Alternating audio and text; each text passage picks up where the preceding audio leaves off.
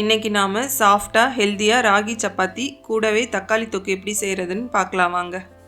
First ஒரு பேனில் 2 table spoon oil, 1 spoon கடுகு, 10 பல்லு பொடியாக நறுக்கின பூண்டு, கொஞ்சம் கருவேப்பிலை, 2 மீடியம் சைஸ் வெங்காயம், ஒரு பச்சை மிளகாய் சேர்த்து நல்லா வதக்கிக்கலாம்.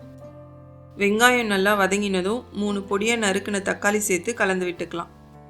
தக்காளி பாதி வதங்கிட்டு இருக்கப்ப 1/4 ஸ்பூன் மஞ்சத்தூள், 1/2 ஸ்பூன் காஷ்மீர் மிளகாத்தூள், 1 ஸ்பூன் குழம்பு மிளகாத்தூள், தேவையான அளவு உப்பு சேர்த்து நல்லா மிக்ஸ் பண்ணிக்கலாம்.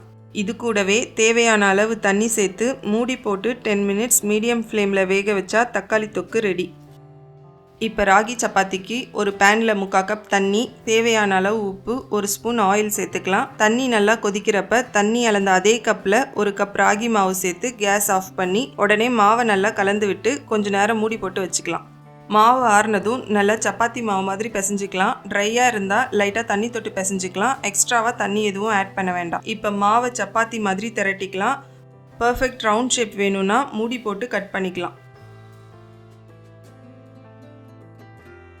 மாவு ரெடியானதும் தவாவில் ஆயில் அப்ளை பண்ணி 2 பக்கமும் சுட்டெடுத்தா ராகி சப்பாத்தி ரெடி.